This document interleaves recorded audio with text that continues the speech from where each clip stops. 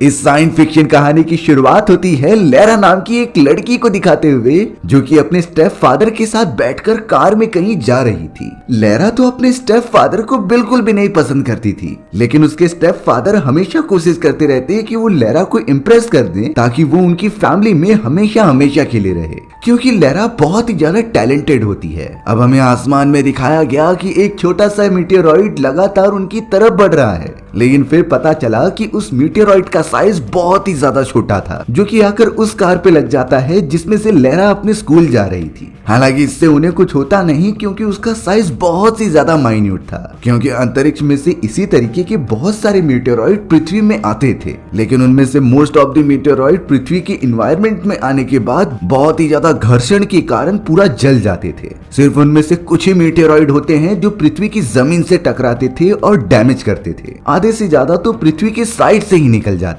लेकिन मीटेरॉइड्स का खतरा तो अभी भी बना है कि सबसे बड़ा मीटेरॉइड आकर पृथ्वी से टकरा न जाए। लेकिन अभी फिलहाल के लिए हमें दिखाया गया कि लैरा के स्टेप फादर उसे हाई स्कूल में छोड़ देते हैं और फिर अपने रियल बेटे को भी स्कूल छोड़ने के लिए आगे बढ़ जाते हैं। लैरा तो बहुत ही ज्यादा इंट्रोवर्ट थी और वो ज्यादा किसी से बातें नहीं करती, लेकिन गेम्स और टूर्नामेंट्स में उसका परफॉर्मेंस बहुत ही अच्छा रहता।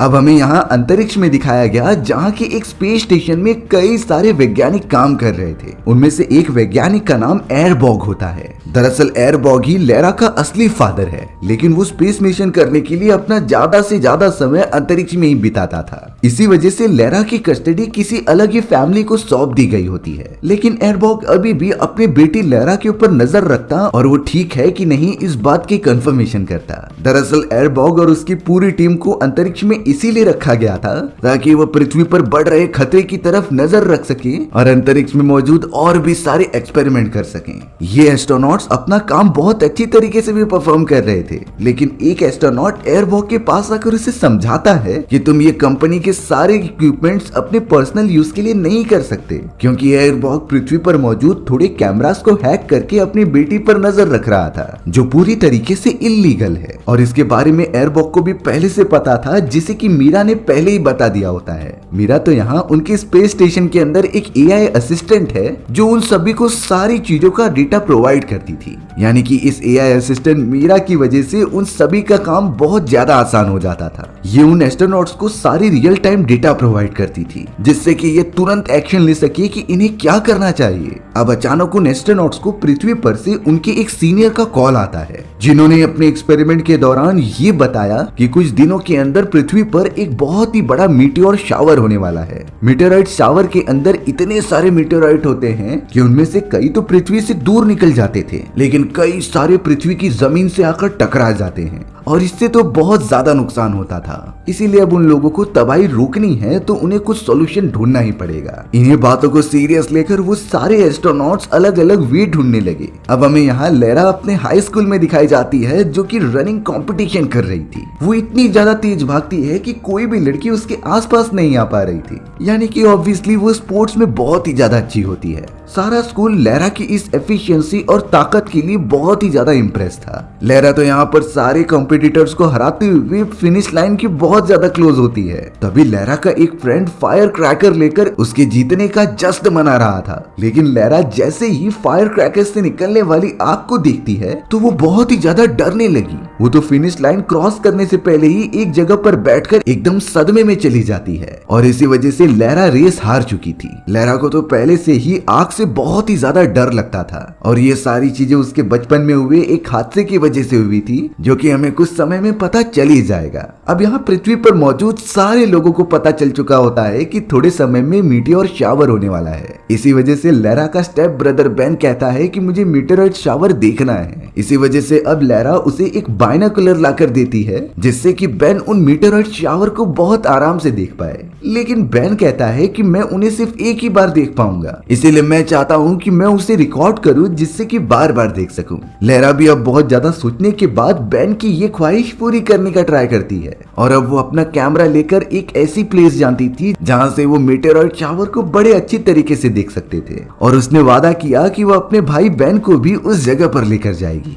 अब हमें यहाँ बेन के फादर और उसकी मदर दिखाए जाते हैं, जो कि बेन को उसके स्कूल में छोड़ने आए थे। बेन को तो अब अच्छी तरीके से ड्रॉप करने के बाद वो दोनों अपने काम की तरफ निकल जाते हैं, लेकिन उन्हें क्या पता था कि बेन स्कूल नहीं जा रहा है, बल्कि उसके पास तो बाइनोक्यूलर है और वो तो बहुत ही ब्यूटीफुल मीटेरॉइड शावर देखने जा रहा है उस प्लेस पर जहाँ उसकी स्टेप सिस्टर लेरा ने बताया था। लेकिन बेन तो एक छोटा बच्चा होता है और उसे क्या पता कि मीटेरॉइड शावर कितना ज्यादा खतरनाक हो सकता था। वो तो सिर्फ उसे एक शूटिंग स्टार समझता है जिसके गिरने पर विश मांगा जाए तो वो पूरा हो जाता था। वहीं लेरा को तो इन चीजों के बारे में बिल्कुल नहीं पता होता कि बेन स्कूल जाने के बजाय ये कर रहा है। अब यहाँ स्पेस स्टेशन में जब सारे वैज्ञानिक उस मीटेरॉइड शावर की अच्छी तरीके से जांच पड़ताल कर रहे थे, तब जाकर उन्हें थोड़ी देर बाद पता चला कि ये मीटेरॉइड शावर इतना बड़ा है जितना कि उन्होंने कभी सोचा ही नहीं था। और मोस्ट ऑफ द मीटेरॉइड की डायरेक्शन हमारी पृथ्वी के पाथ में आती है। अगर ये सारे मीटेरॉइड पृथ्वी पर टकरा गए तो उनका नुकसान बहुत ज्यादा होगा। इसीलिए अब एयरबॉग और सारे वैज्ञानिक अपनी एआई असिस्टेंट मीरा की मदद से पृथ्वी पर उन प्लेसेस का अंदाजा लगाते हैं जहां पर वो मीटेरॉइड आकर टकराएंगे, क्योंकि ये तो कंफर्म हो चुका था कि मीटेर शावर बहुत तेजी से उनकी तरफ बढ़ रहा है। हालांकि इससे पहले मीटेरॉइड शावर का डायरेक्शन कहीं दूसरी तरफ था और वो सभी पृथ्वी के साइड से निकल जाते, लेकिन एंड मोमेंट पर उन सारे मीटेरॉइड का डायरेक्शन बदल गया, जो कि अब सीधा पृथ्वी की तरफ होता है। उन्हें जल्द से जल्द अब कुछ करना पड़ेगा, नहीं तो कई सारे लोगों की जानें जाएंगी। एयरबॉग तो सबसे पहले अपनी एआई असिस्टेंट की मदद से अपनी बेटी को कॉल लगाता है और यहाँ लेरा तो अपने फादर से बहुत ही ज्यादा गुस्सा थी,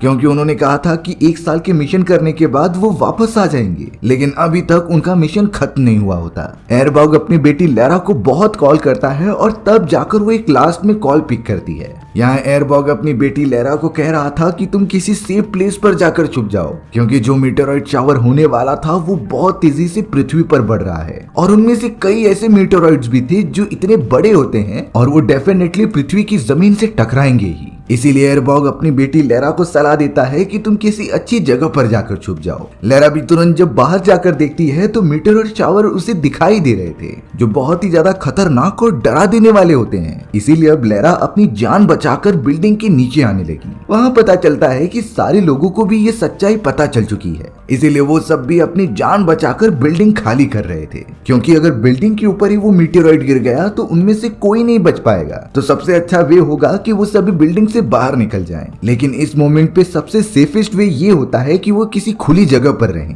क्योंकि इमारतों और घरों के साइड में रहने के कारण मीटेरॉइड जब उनके ऊपर टकराएगा तो इमारतों का मलबा उनके ऊपर गिरने की आशंका हो सकती थी। लेरा तो जब लिफ्ट से जाने की कोशिश करती है तो वो लिफ्ट पूरा भरा हुआ था, इसीलिए अब वो सीढ़ियों के रास्ते से बाहर कूदती है और जल्द से जल्द भागने लग जाती है। चारों तरफ तबाही मच रही थी और कई सारे मीटेरॉइड तो अब नीचे गिरने भी लगे थे। उस जगह पर तो अब लेरा का वो बेस्ट फ्रेंड भी आ जाता है जो उसे लेकर भागने लगा था। आसपास के सारे लोग बहुत ज्यादा डरे होते हैं इन मीटेरॉइड शावर की वजह से, क्योंकि कब कहां और कैसे ये मीटेरॉइड गिर जाए किसी को नहीं अंदाजा था। हालांकि उन वैज्ञानिकों को अप्रोक्सीमेट लोकेशन पता होती है, लेकिन वो सब रियल टाइम पर पृथ्वीवासियों की मदद नहीं कर सकते। अब यहाँ लेरा का बॉयफ्रेंड उसे लेकर एक इमारत के साइड में खड़ा हो जाता है, लेकिन ऑब्वियसली ये सारी जगह एकदम सेफ नहीं है। उनके ऊपर खतरा अभी भी मंडराता ही रह रहा था। तभी अचानक उस बिल्डिंग में काफी सारी दरार आने लगी थी और उसके टॉप का मलबा सीधा नीचे की तरफ गिरने लगा। हालांकि लेरा तो एकदम साइड हो जाती है, लेकिन उसका फ्रेंड वहीं फंस गया था और उसके ऊपर इतना सारा मलबा गिरने के कारण उसकी वहीं मौत हो गई।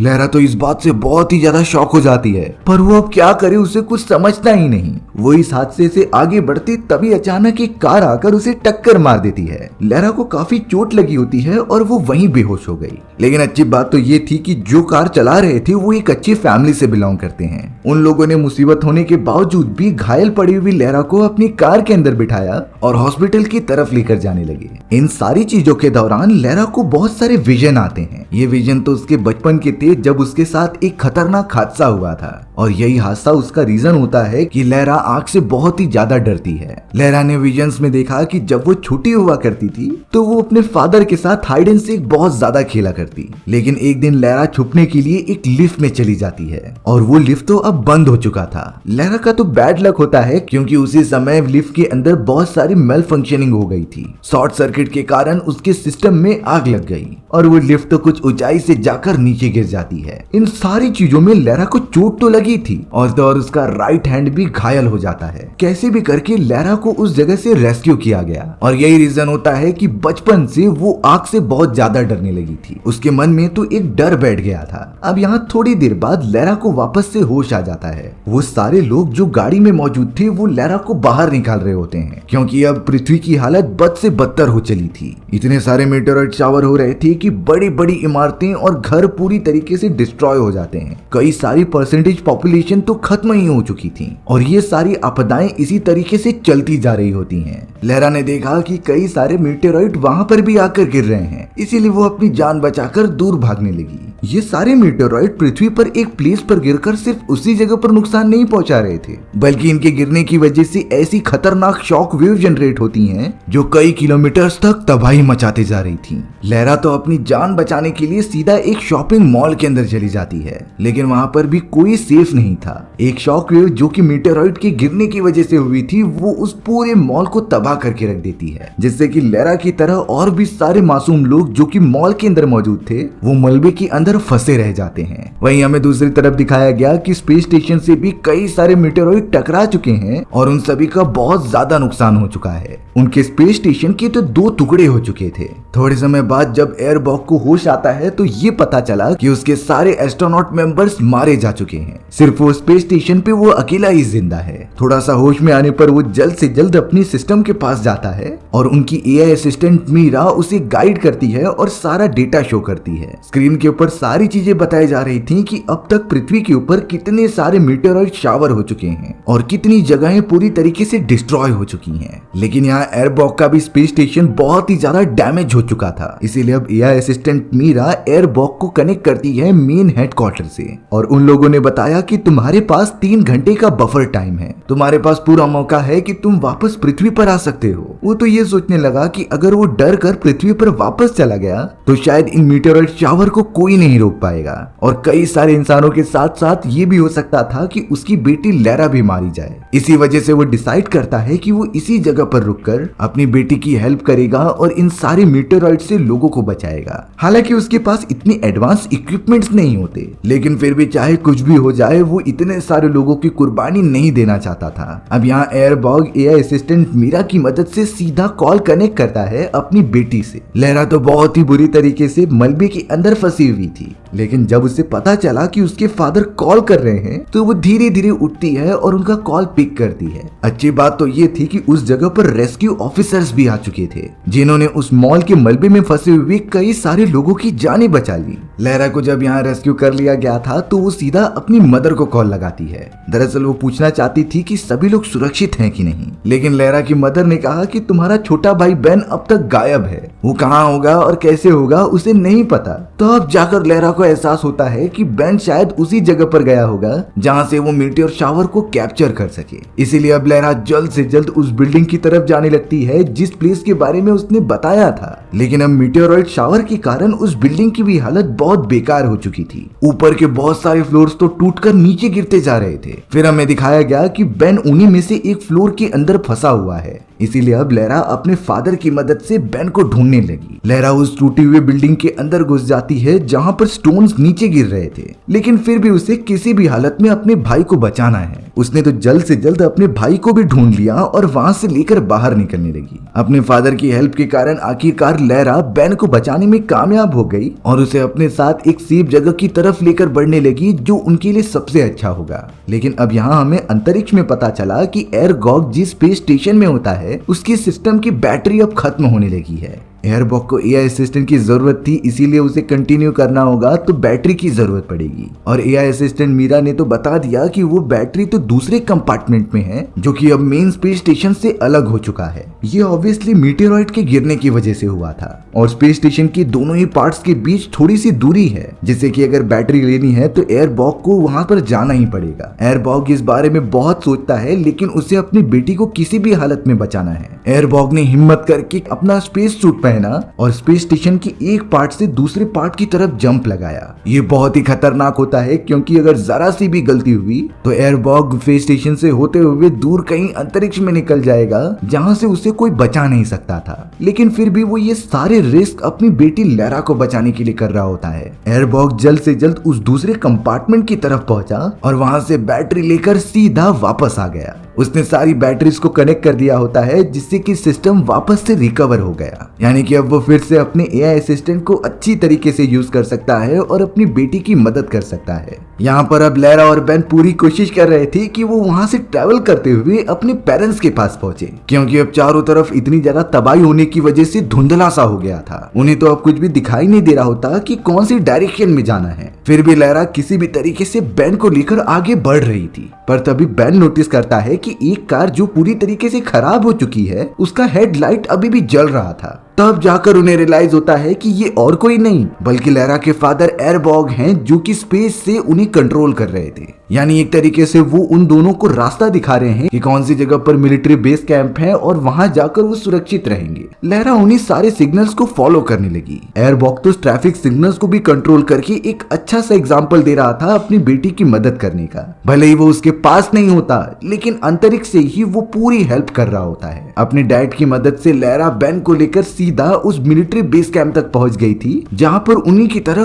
कई सारे लोगों को लेकर आया गया था। लेरा को लगा कि सब कुछ ठीक हो जाएगा, लेकिन तभी एक छोटा सा मीटेरॉइड उनके पास आकर गिरता है, जिससे कि एक बिल्डिंग का मलबा बहुत तेजी से बेन की तरफ बढ़ने लगा। हालांकि लेरा बेन को बचा तो लेती है, लेकिन बेन की हालत थोड़ी सी खराब हो चुकी थी। इसीलिए अब लेरा जल्द से जल्द बेन को लेकर मिलिट्री बेस कैंप में जाती है, जहां पर कई सारे मिलिट्री डॉक्टर्स लोगों का इलाज कर रहे थे। लेरा ने तो उनसे रिक्वेस्ट की कि प्लीज मेरे भाई के इलाज कर दिया जाए, क्योंकि वो क्रिटिकल कंडीशन में है। लेकिन वहां पहले से ही इतने सारे पेशेंट थे कि लेरा के भाई को अंदर नहीं लिया जाता। तभी अचानक हमें पता चला कि लेरा का वो बेस्ट फ्रेंड अभी भी जिंदा है, जो कि उसी मिलिट्री बेस कैंप में मौजूद था। लेरा का बेस्ट फ्रेंड जैसे ही उसे देखता है तो वो नीचे उतर गया और बेन को अपनी जगह पर इलाज के लिए भेज दिया, क्योंकि उसे ज्यादा जरूरत होती है। और अब लेरा अपने बेस्ट फ्रेंड के साथ उसी जगह पर रुककर अपने फादर से बातें करने लगी। एयरबॉग तो अब सीधा लेरा के बेस्ट फ्रेंड को कॉल करता है और उसे एक इंपॉर्टेंट इंफॉर्मेशन प्रोवाइड करता है। एयरबॉग ने लेरा और उसके बेस्ट फ्रेंड को कहा कि एक मीटेरॉइड की वजह से न्यूक्लियर बॉम्ब से लैस एक नाव बहुत ही ज्यादा डैमेज हो चुकी है और उसके अंदर आग लगने के कारण वो बॉम्ब की तरफ बढ़ रही होती है। अगर न्यूक्लियर बॉम्ब उस नाव के अंदर ब्लास्ट हो गया तो उससे निकलने वाली रेडिएशंस पूरे शहर में फैल जाएंगी और शहर के लोग मारे जाएंगे। सबसे खतरनाक वाली बात ये थी कि वो नाव पानी के पास यानी कि बंदरगाह के करीब होती है। हालांकि कई सारे मिलिट्री सोल्जर्स उस आग को बुझाने की कोशिश कर चुके हैं,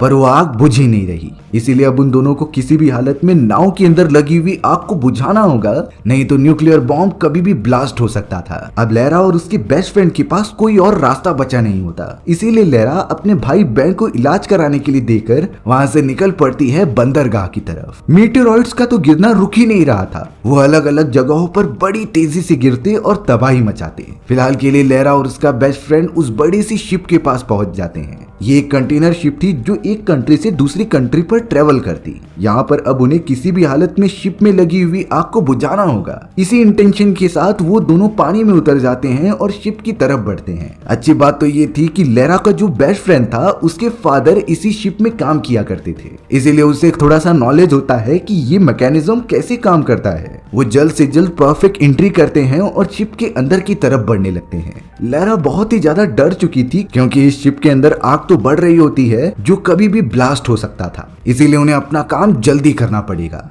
लेरा का बेस्ट फ्रेंड जब एक दरवाजा ओपन करता है तो उसके अंदर से पहले आग लगी हुई थी और वहां एक छोटा सा धमाका हो गया, जिससे कि लेरा का बेस्ट फ्रेंड बहुत घायल हो जाता है। वो तो पीछे आकर गिर गया और एकदम से बेहोश होने की कगार पर था और एकदम से अनकॉन्शियस वाली हालत में था। यहाँ पर हमें दिखाया गया कि लैरा के बेस्ट फ्रेंड का एक हाथ आर्टिफिशियल होता है और अब लैरा को कुछ समझ में नहीं आता कि वो अपने बेस्ट फ्रेंड को बचाए या फिर शिप में लगी हुई आग को पूरी तरीके से खत्म करे ताकि बॉम्ब ब्लास्ट ना हो। तभी अचानक अनकॉन्शियस पड़े हुए लैरा के बेस्ट फ्रेंड का आर्टिफिशियल हाथ उसके हाथ को पकड़ता है। दरअसल इस हाथ को और कोई नहीं बल्कि लैरा के फादर एयरबॉग पकड़ रहे थे, जिन्होंने वहां से ही अपने आर्टिफिशियल इंटेलिजेंस की मदद से उसके हाथ को कंट्रोल किया था। इस छोटी सी चीज से लैरा को काफी ज्यादा कॉन्फिडेंस मिलता है और अब वो वैसा ही कर रही थी जैसा उसके फादर उसे बता रहे थे। यहाँ एयरबॉग को तुरंत ही पता चला कि उसके स्पेस स्टेशन की बैटरी बहुत जल्दी खत्म हो रही है और ये सिर्फ और सिर्फ आर्टिफिशियल इंटेलिजेंस यानी कि मीरा के ज्यादा यूज करने की वजह से हो रहा था। इसीलिए अब एयरबॉग ने तुरंत ही आर्टिफिशियल इंटेलिजेंस यानी कि मीरा को शट डाउन किया और बात साफ थी कि अब एयरबॉग मीरा का यूज नहीं कर सकता, उसे अपनी बेटी को अपनी इंटेलिजेंस के हिसाब से गाइड करना पड़ेगा।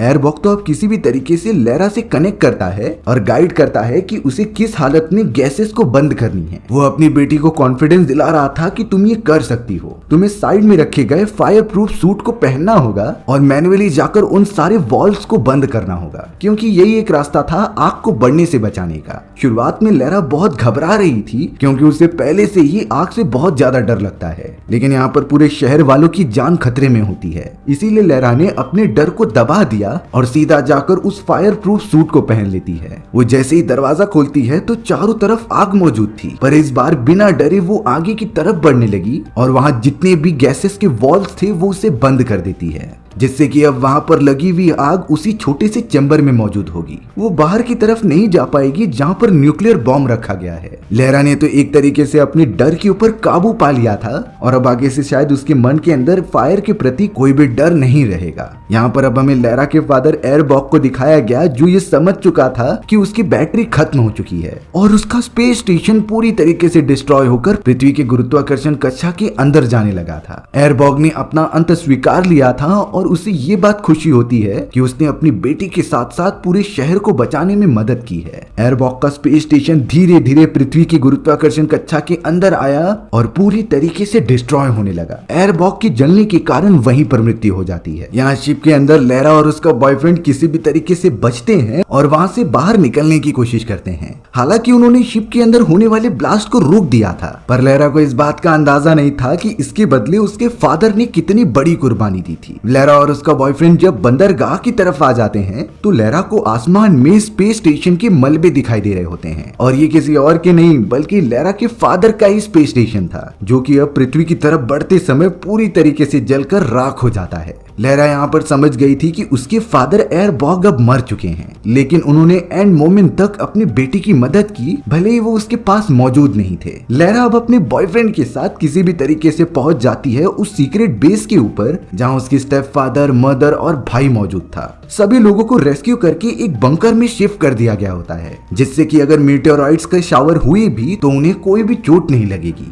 और वो सब एकदम सुरक्षित रहेंगे। लैरा ने यहाँ पर अपनी मदर को भी बता दिया कि किस तरीके से उसके फादर एयरबॉग मर चुके हैं और उन्होंने उन सभी की जान बचाई है। लैरा के मदर को भी बहुत ज्यादा दुख होता है, पर अब उसे आगे बढ़ना पड़ेगा। ये उसकी नई फैमिली है जिनके साथ वो फ्यूचर देखती है, इसीलिए उसे प्रेजेंट पर ध्यान देते हुए फ्यूचर सिक्योर करना था। कुछ समय के बाद वो मीटियोर शावर पूरी तरीके से रुक जाते हैं और सभी लोग वापस से स्टार्ट करने लगे और सभी लोग वापस से अच्छी तरीके से रहने लगे। लैरा ने तो अपने उस बेस्ट फ्रेंड को बॉयफ्रेंड बना लिया था, क्योंकि इस क्रिटिकल कंडीशन में सिर्फ वही उसके साथ एंड तक था। इसीलिए अब लैरा को लगने लगा कि मेरा बेस्ट फ्रेंड ही मेरा लाइफ पार्टनर बन सकता है, क्योंकि चाहे कुछ भी हो जाए वो मेरा साथ एंड तक देगा। लैरा भी अपने फैमिली के साथ बहुत ही अच्छी तरीके से रहने लगी और उसके मन से फायर का डर भी खत्म हो चुका होता है और ये मजेदार कहानी यहीं पर खत्म हो जाती है।